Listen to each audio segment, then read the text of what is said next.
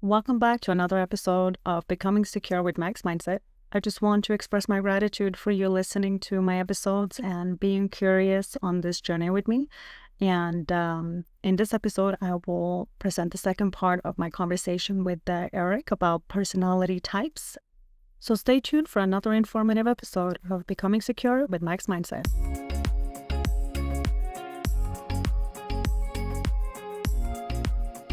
When it comes to these, to the test itself, when I took it, some of the things that kind of came to mind was that as I was taking it, I sat back for a second and I was like, oh, this requires some serious self-awareness because you really need to know what factors are true about you.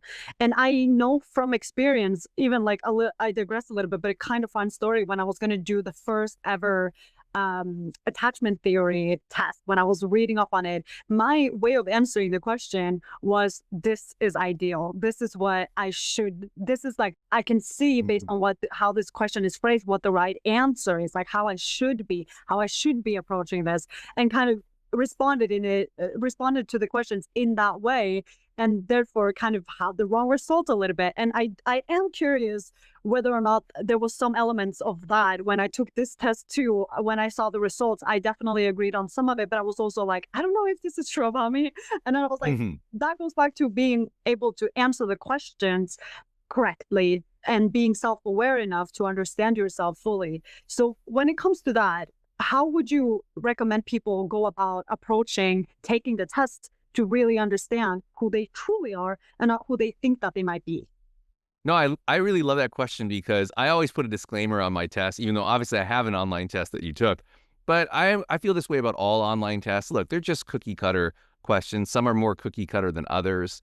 I don't really feel like it should be the end alls. Like I actually told a lot of people, like someone will be like, oh, I'm this animal, and I was just like, no, you're not. And like, no, I took your test and it said this. I'm like, yeah, but I'm telling you, you're not, based on the ideas that I have in my head that from which I designed the test, right? So like, yeah, but your test, I'm like, yeah, but I designed the test. Okay, so just go with my opinion and my observations, right? Because that's what I find funny is like people will take these tests online and then that's like so certain versus someone giving them a lot of observation based on the things we see.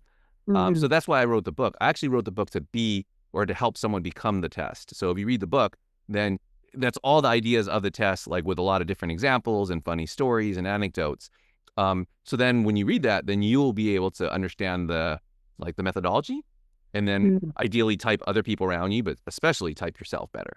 So, Yeah. Because we have all these, we have all this information in our head about the people we've met in our lives. Everyone's met like thousands of people in their lives. Now we don't necessarily know how to access it and we don't necessarily know what that information means.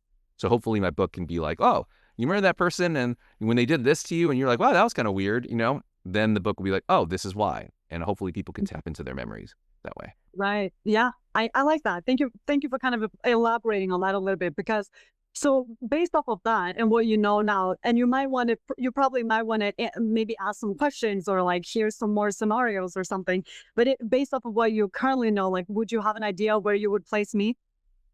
Yeah. Well, I mean, I do. I would probably guess so in class when you're in school, you were probably not paying attention to the teacher. Were you daydreaming a lot?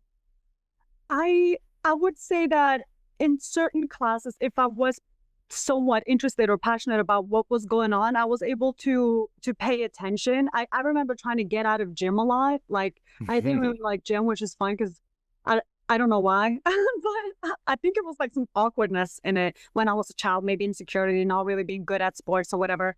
So I probably had some insecurity in that, but there's certain subjects that I felt I could do. But if I wasn't really good at math or science, those were stuff that I found really hard to be entertained by at the time. I feel completely differently about it today, but it's just because today I recognize the full value of understanding how everything is connected to each other, which I wouldn't be at the time when I was learning this. Because when you're a like preteen or a teenager, it's kind of hard to see how all of this plays into understanding the world, if you know what I mean. Oh, 100%. Yeah, it's not, I mean, they don't teach you that too, which is so sad, right? They're just saying, you should know this because I don't know. Like I don't use any of the math that I learned in school. So really, I'm not saying that's not important that I learned it, but at the end of the day, like I always tell kids, like some of the subjects that you think are not important or told that are not important, like let's say gym, for Mhm. example. But like everyone says, oh, gym is like a throwaway class, but then you should definitely focus on calculus or whatever. Mhm. Now I'm actually taking calculus, but let's say trigonometry. I by far use more of the things that I learned in gym as an adult than I did in trigonometry, just because, when we become adults, it's also important to like be personally fit, right? And like stay at Right. least in a decent amount of shape. So that was a long way of saying I think you are a humpback whale. That is my guess. That's a type of shaman. I don't know if you ever feel a connection to nature. They tend to have like be fairly connected to nature. Um, but I said that. Do you? Oh, good. I do feel very connected to nature. I definitely. So I grew up in the like kind of in the forests. That's where Oh, I okay. my house was on the border of the forest. It was we were directly connected to it. So I'd spent a lot of time in the forest. We also had what we have a cabin in the mountains, in a village 2 hours outside of my hometown. And it's absolutely breathtaking out there. You're so close to nature. So I definitely grew up in it. I was also very drawn to the ocean. I do feel connected to nature. But if you were to explain a little bit more about that personality type, though, and why you believe I would have that. Yeah, no. So humpback whale is a type of shaman. So that was the first thing that I saw, especially based on your podcast as well. And but even when you're saying like I needed more purpose and more values, at least things connected to me within the subject matter. That's kind of how shamans always think. They're like, this is interesting, but only as interesting as it connects to my growth, right? So I always joke that in my book, certain personality types will read every chapter like all the way through, where a shaman, they might end up reading it all the way through, but I definitely guarantee they're going to read their portrait and their personality type maybe about 3 or 4 times on repeat before they read anything else. They'll be like, oh, okay, let me learn about, oh no, let me go to myself. Okay, read this, read this, read this. Or they might like people that they know, like significant others, something, they might Yeah, read them, right? I will be them. Yeah. For sure. Yeah. Yeah, and it's not a bad, like, sometimes at its worst, it can be a little narcissistic, right? But we all have, like, every personality type has weaknesses, right? From where they also derive their strengths. So that Right. kind of like egocentricity in terms of like things learning through yourself also gives shamans a superpower because in a way they don't have a midlife crisis. Their whole life is a midlife crisis. I always joke around, but that's very true. Where a shaman's always thinking like, dang, am I doing the right thing? I don't know. I don't know if I'm doing the right thing. It sure feels weird, but I feel good about it. And they're always questioning what they're doing. But that's kind of cool because that process of self-reflection. So by the time, you grow into a fully fledged adult, you've done that work. So where you're like, yeah, you know what? I think I am liking what I'm doing. I'm pretty happy right now. Like, but I'm constantly, if you ask a shaman, will they ever be fully happy? They'll probably say, no, like that part of my life is like the search, it's the journey to find myself. And maybe I'll never find it, but that's not really important. It's more what I do to get to that point, you know? Yeah, I mean, that's interesting. I can, so the part that makes me wonder whether or not that statement is correct for me personally is because I'm very religious. I believe in God and in Jesus Mhm. Christ. So I believe that my life is more or less predetermined. Everything that is unfolding exactly how it should. I have a tremendous amount of trust in God and God's purpose for my life. And I also feel very in tune with that. That being said, it hasn't always been true for me. I've certainly had moments where I've definitely questioned, but I have this ability to execute and to listen Mhm. to myself and seeing, is this truly right for me, and recognizing that God is working in my life. So I will always, when big things are happening in my life where I feel like I need to make big decisions or transition in any way, shape, or form, then I will tune in to the universe or to God and listen intently. What is it that you're trying to teach me in this moment so that I can progress forward according to what your plan for my life is. And so that means that I do surrender a lot, meaning I don't have that worry as much as I would growing up. But that's Okay. probably also part of adulting, I suppose. Maybe is there like I guess there. I guess the answer to this is 100% yes, that we probably have multiple personality types throughout our life, or that we might like kind of waver a little bit. I'm not 100% sure. Well, everything you were describing matches the humpback whale perfectly. Oh, So, really? like, yeah, like shamans tend to be very Okay, that's spiritual. interesting, maybe. Now, I will say, like, they're not always religious. They definitely shamans tend to be spiritual for sure. But if they are religious, I would say they definitely are not. Not that I don't think a gatherer would say it in these words, but a shaman might interpret that way. That shamans are not sold on the dogma. They're not particularly dogmatic. That's what scares Mhm. them about religion. But the idea of like faith especially in themselves, and kind of that just like giving in. I mean, that's why I call it a humpback whale. They give into the water, right? They just float and let the water take them where it goes. Oh, Like, I love that. yeah, Yeah. like a humpback whale would, an example of humpback whale, let's say in history, would be like in relation to this would be Joan of Arc, right? So Oh, they, okay. at their worst, they're self-sacrificing, and that can be an issue. Like they're very like, oh, I take it upon myself. That's I always call the humpback whales the souls of the village, right? So if you have your village, they are the soul. They kind of like take in all of like the spiritual energy. So like Luke Skywalker would be an example, like archetypally, of a humpback whale. Harry Potter, like they're very like the Joseph Campbell I'll archetypal take it. hero. I'll take the Yeah. compliment, if anything. Yeah, but of course, once again, they're kind of flaky, right? In the sense, like, no, I won't say flaky. That's not the right word. Well, yeah, they are kind of space cadets sometimes, but they're just kind of like, I don't know, let's go with it. Like Harry's very much like that. They have faith in themselves, but they're also Yeah. question themselves, right? And Right. that's a really interesting balance. But it doesn't mean like you're a different. The questioning side is a different personality, and the faith side, like confidence side, is a different personality. No, like it's that combination. That's what makes like a humpback whale.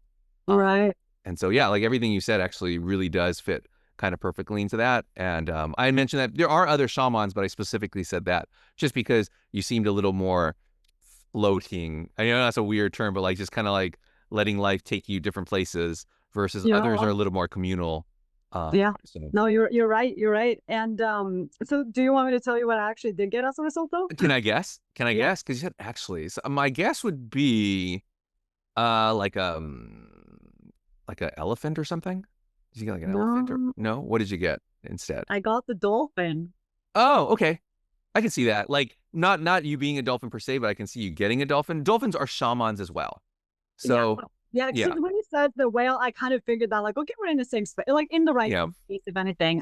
There might be like you said, the ways to elaborate on these different characters, which maybe might want me to be more like one than the other, but that is the result. Do you want me to read what it says too? Sure.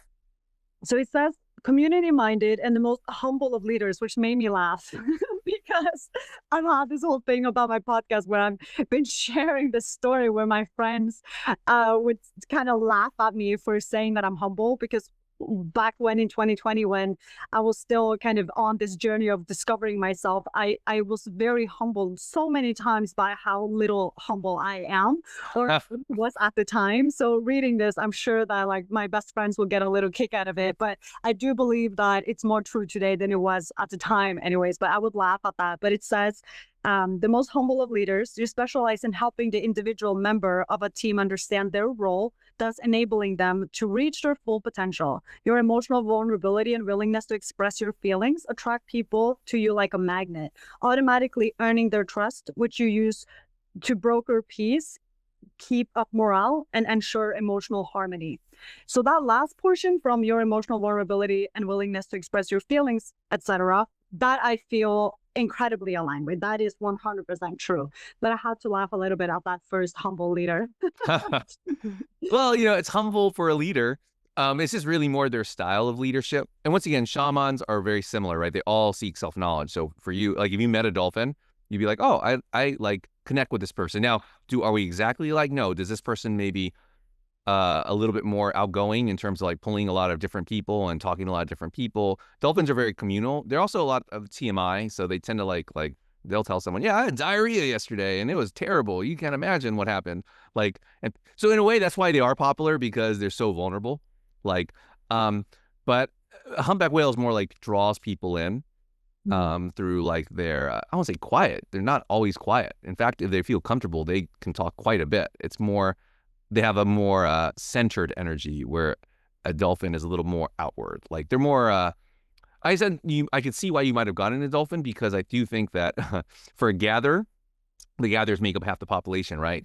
Mhm. If they had to pick a shaman, they would pick the dolphin. They'd be like, okay, at least be like that person. Because that person socializes and is around people and is in institutions and situations where we can at least relate to. Even the dolphin doesn't really relate to a gatherer, but at least on the outside, they might seem like they do. Mhm. Um, so they're once again, they focus on people. Humpback whales focus on principles and ideas.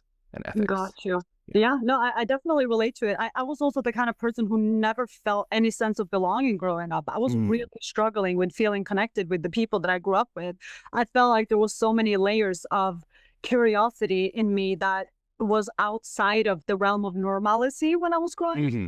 And it wasn't until I came to the US where I, for the first time in my life, felt acknowledged for exactly who I am without any hesitation. There was an immediate acceptance of who I was, and I had never felt that in my life. So Did you feel it was like a cultural thing? I'm not that familiar with the culture of Norway in terms of like, but did you feel, or was it just the people around you where you were just like, oh, like I'm like they're just valuing different things, or do you feel like it was tied into the culture? definitely tied to the culture. I'll tell you a little bit more about that because growing up in Norway, first and foremost, it's a very socialistic country, so it's very community focused. It's also a country who offers free healthcare, free education, meaning that, of course, education is very prioritized and front and center.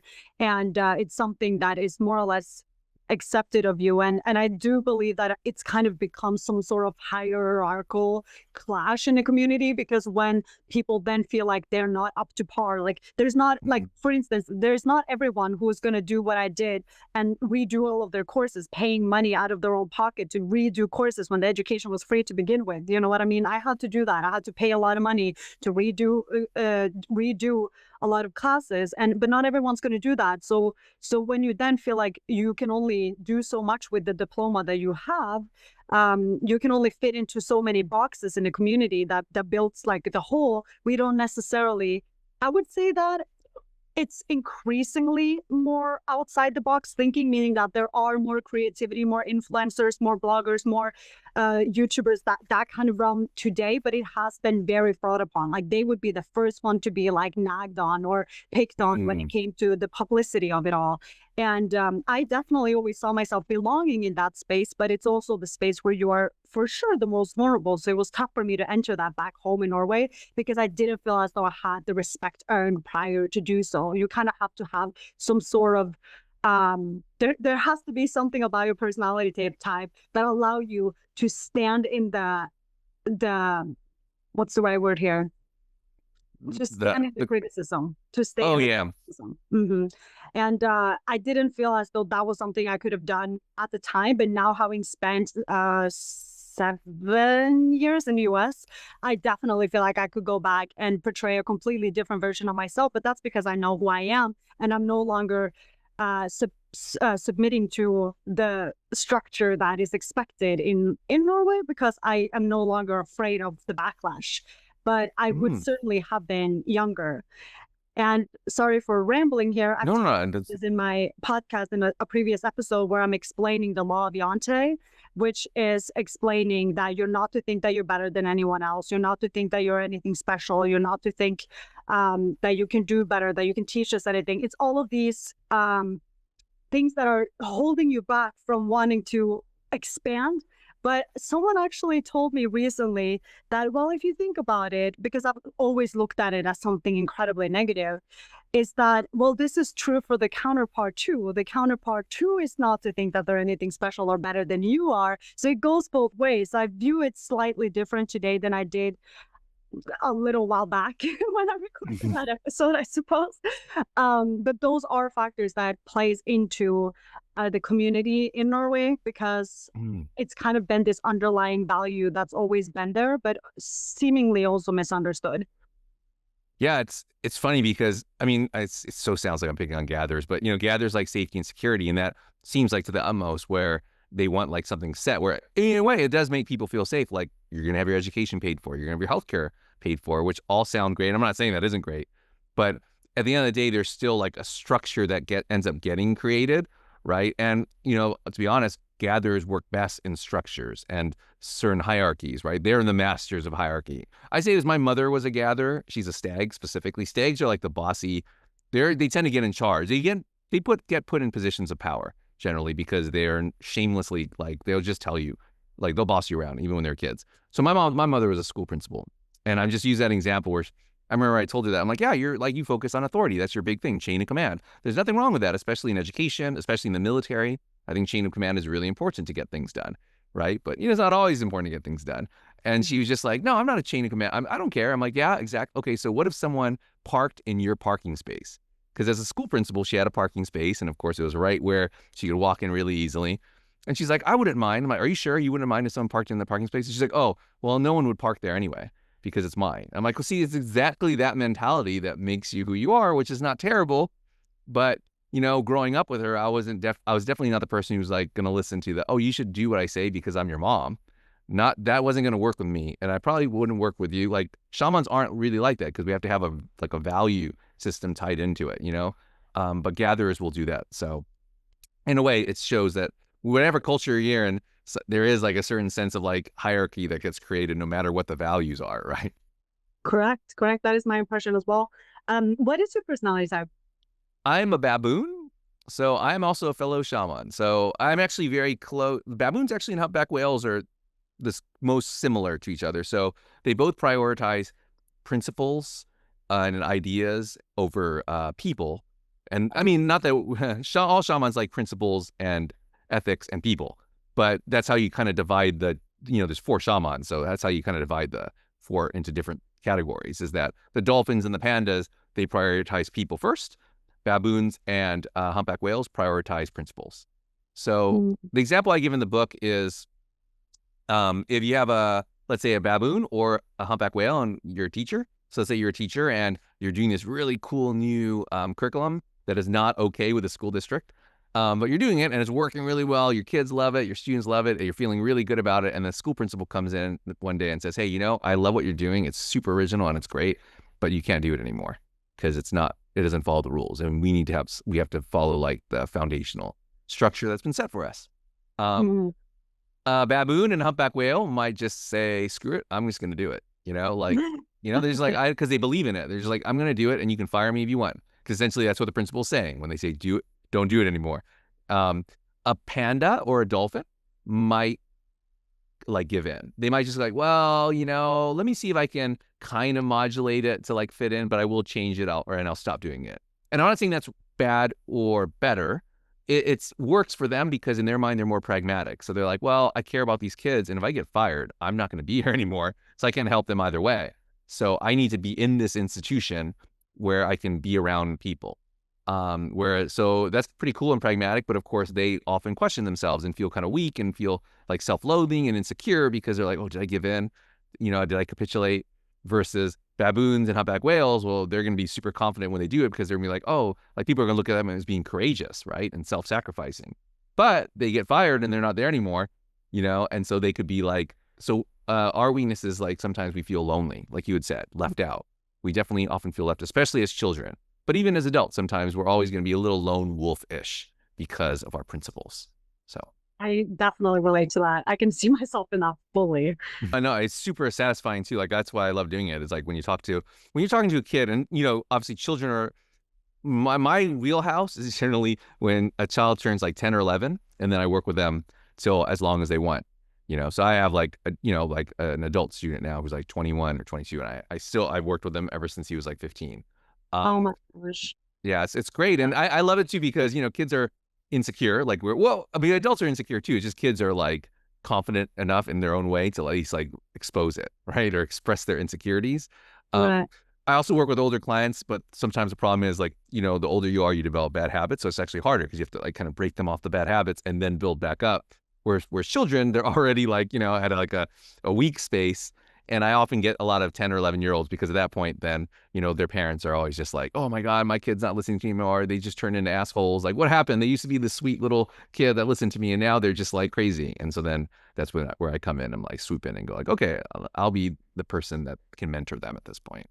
Yeah, I mean, that sounds like what I want to do. Honestly, I want to get closer to my roots, but I also want to do this. I want to focus more on my podcast and also focus on how can I utilize what I know and help other people to get closer to themselves as well. And I definitely see myself in kind of like a teacher-student role. I would love to do that at some point, but I would love for it to be like, I think if there's one thing I would want to implement into the Norwegian school system is mental health and that type of education. I would love Oh, yeah.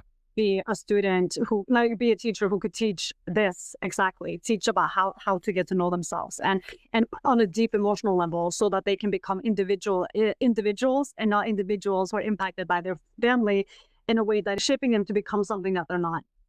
Right. Yeah, no, and as a humpback whale, I would say that is a big difference between, let's say, a humpback whale and a dolphin. Dolphins are great in like the classroom, like more people. They just get derive energy from it. But I would say if you're a humpback whale, definitely like counseling or therapy or like one-on-one situations. I mean, baboons also enjoy that as well, which is actually tricky because baboons we're kind of loud and we talk a lot. So people think, oh, good, like with a group of people. And yeah, but it's not as satisfying it's mainly one-on-one that I do. And I would definitely recommend that for you as a humpback whale. Like you're gonna find that super satisfying, like just Yeah. getting to know a kid and, help them That's grow. that's what I want. That's what I want. I'm gonna have. I've been thinking about like maybe building my own school if I have to.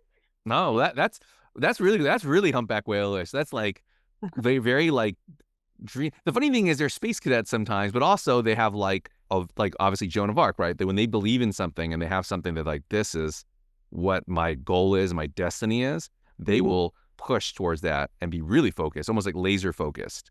So it's a weird kind of thing being baboons are kind of like that too, where we don't always finish everything we do. And that's our problem.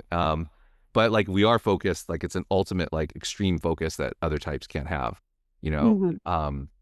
But yeah, like I always use Game of Thrones as an example. I don't know if you've seen a Game of Thrones, but there's so many I characters. love Game of Thrones. Oh, you might not like the characters that are humpback whales and they're, once again, not you get Harry Potter. Now I want to know. Yeah, I always say, like a friend of mine's like, oh, but I'm like, hey, you get Harry Potter. Harry Potter's cool, and he's the main character of like a big franchise. So don't be complaining. As a baboon, I do not have any cool Harry Potter characters. My Harry Potter character is not, she's small. So in Game of Thrones, there's a couple humpback whales. Brandon Stark. So Bran, of course, right? He's a humpback whale. Even though I don't count like the later seasons because they did some funky stuff with almost all the characters, right? So he becomes a little too remote. That's not a humpback whale would never get that remote and like insensitive and stuff. But like bottom line though, did he become the king of everything? Did he did. Yeah, I mean he did do that, even though to be honest, I would have spoiler alert, but did he not just conquer the whole universe of Game of Thrones? I would have chosen Sansa. That was a terrible ending, and I'm not even a gatherer. Sansa's a gatherer, but I would have probably chosen Sansa as a leader. But the baboon in there is Daenerys, so of course I'm on Team Targaryen. But I did not like her ending, obviously, and that didn't even make sense. Yeah. Oh, that was bad. Yeah. But there are other humpback whales. The girl, she's a great character. I mean, unfortunately, she gets burned at the stake by her dad. But Shireen Baratheon, she's in the tower and she reads. Yeah. She teaches Davos. She's a humpback whale. Burned at the stake by her dad. Yeah. What show are we watching? Yeah. No, but you're right. Well, Joan of Arc got burned at the stake too. So like that's another trait of humpback whales is they're the most likely to get burned at the stake, apparently. Oh my God. But yeah. God. But those are the Game of Thrones characters that I can think of that are humpback whales. I'm sure there's more if I like put my head to it. Yeah, no, but I do like that. But so for my listeners who don't know how to access your personality type test or how to access your book, where can people find you? Oh, okay. So you can find me on, strangely enough, I have two sites. I have projectutopia.com, and that's more of my general, like where I do the life coaching, writing coaching. You can find the test on there as well. And then there's utopiaproject.com, where it's a very clear link to the test that people can take and, like find out who they are. And if you really want to know, you can just buy my book and read the book and send me any questions if you have any questions. You can find that anywhere you buy books. If you want to go support your local bookstore, you can order it from there. But obviously the easiest way is maybe giving Jeff Bezos some of your money and just ordering it on Amazon. But so what is the name of your book? Oh yeah, I guess I should say the name of my book is The Power of Personality. So The Power of Personality. Yeah, and anyway, I know no one's on video, but it's actually right over my shoulder that I put right behind it. Yeah. But yeah, you can find it once again anywhere you buy books. Well, thank you so much for spending time with me today, Eric. I would love to connect again at some other time. And yeah, it was a pleasure getting to know you more. And also, I feel like I got to know myself a little bit better. Well, no, I had a lot of fun talking to you. And anytime. I always love to talk about this subject. I like to talk about anything, to be honest. I'm a baboon. We just talk about randoms. Like, I could talk about barbecue. I don't know, like any random stuff. But yeah, let's do it again. Yes, absolutely. Have a wonderful weekend and take care. Oh, you too. Learn more about what your personality type is following the link in the description below. Have fun.